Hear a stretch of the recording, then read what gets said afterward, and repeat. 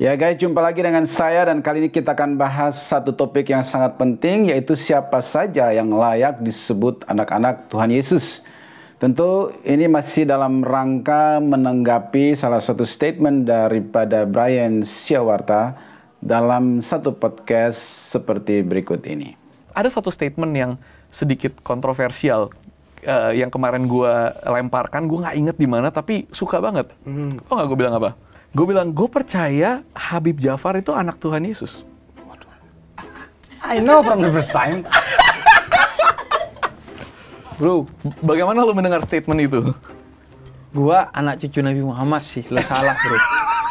Nah, untuk diketahui bahwa untuk menjadi anak Tuhan Yesus itu ada syaratnya, ya. Sebagaimana anak kandung saja selama ini kita ketahui bahwa seseorang bisa dipanggil anak, disebut anak karena ada proses kelahiran, maka dia disebut anak saya, ya, atau anak dari keluarga ini karena dilahirkan dari keluarga saya atau dari keluarga seseorang, maka dia disebut anak karena ada proses kelahiran, maka dia layak disebut anak.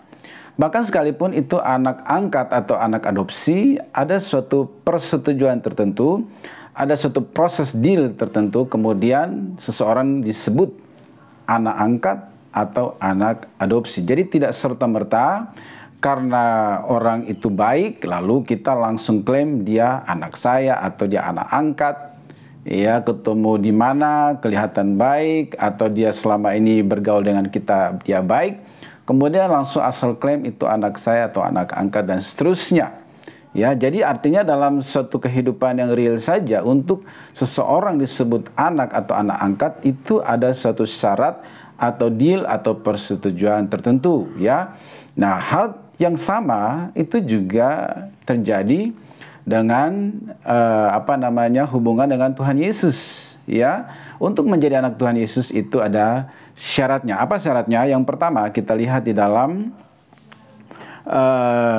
Yohanes pasal 1 ayat 12.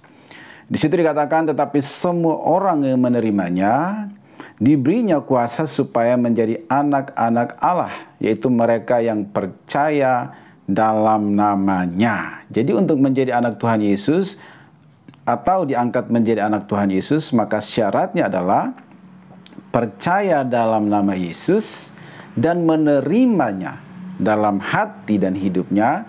Maka pada saat itu juga saudara yang percaya dan menerima Yesus di dalam hati saudara diberi hak, diberi otoritas, diberi akses untuk menjadi anak-anak Allah. Jadi tidak asal-asalan gitu loh, tidak murahan gitu ya. Orang nggak percaya, nggak pernah terima dia lalu diklaim sebagai anak gitu ya. Ya. Nah, itu harus diketahui ya, bahwa untuk menjadi anak Tuhan Yesus atau anak-anak Allah harus percaya dalam nama Yesus dan menerimanya dalam hati. Maka baru bisa disebut anak Tuhan Yesus, ya.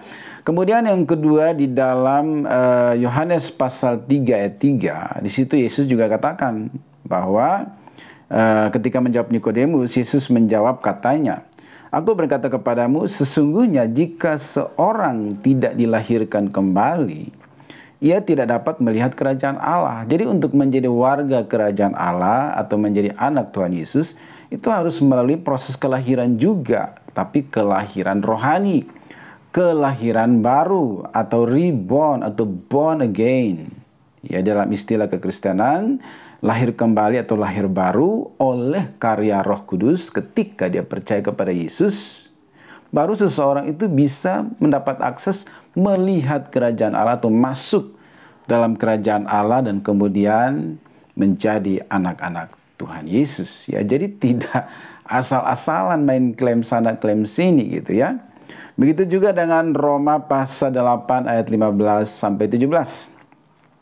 Sebab kamu tidak menerima roh perbudakan yang membuat kamu menjadi takut lagi, tetapi kamu telah menerima roh yang menjadikan kamu anak Allah. Oleh roh itu kita berseru, ya Aba, ya Bapa. Roh itu bersaksi bersama-sama dengan roh kita bahwa kita adalah anak-anak Allah. Dan jika kita adalah anak, maka kita juga adalah ahli waris. Maksudnya orang-orang berhak menerima janji-janji Allah yang akan menerimanya bersama-sama dengan Kristus, yaitu jika kita menderita bersama-sama dengan Dia, supaya kita juga dipermuliakan bersama-sama dengan Dia. Jadi saat seseorang percaya dalam nama Yesus, menerimanya dalam hati, maka dia dilahirkan kembali oleh Roh Kudus. Ya, terjadi proses kelahiran secara spiritual, reborn, ya, seperti suatu manusia baru, menjadi ciptaan yang baru, dibaharui dalam hati dan pikiran, metanoia, terjadi perubahan di dalam pikirannya, ya, kemudian berubah juga arah hidupnya. Jadi dia bukan sekedar menerima tiket masuk surga, ya, bukan sekedar mendapat pengampunan dosa, tetapi juga arah hidupnya berubah. Yang dulu ke sono menuju kepada kebinasaan, sekarang ke sono kepada hidup yang kekal, totally different. Jadi menjadi anak Allah itu tidak bisa asal-asalan begitu, ya. Dia harus mengalami kelahiran baru, dilahirkan kembali oleh Roh Kudus, mengalami pembaharuan budi yang dikerjakan oleh Roh Kudus juga, sehingga arah hidupnya menjadi berubah. Yang dulu menuju kebinasaan, sekarang menuju kehidupan. Sehingga di sini dikatakan bahwa Roh itu juga yang bersaksi bersama-sama dengan roh kita, bahwa kita ini adalah anak-anak Allah.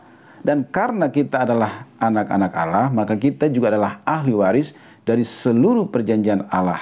Ya, janji keselamatan tentunya, dan juga janji-janji yang Allah ucapkan kepada Abraham, Ishak dan keturunannya juga menjadi milik orang yang percaya ini, yang sudah diangkat menjadi anak ini karena iman ini, gitu loh. Ya, seperti itu. Jadi sekali lagi bukan ujuk-ujuk, tak ada hujan angin, main klaim kamu anak Tuhan Yesus, siapa anak Tuhan Yesus. Tidak seperti itu.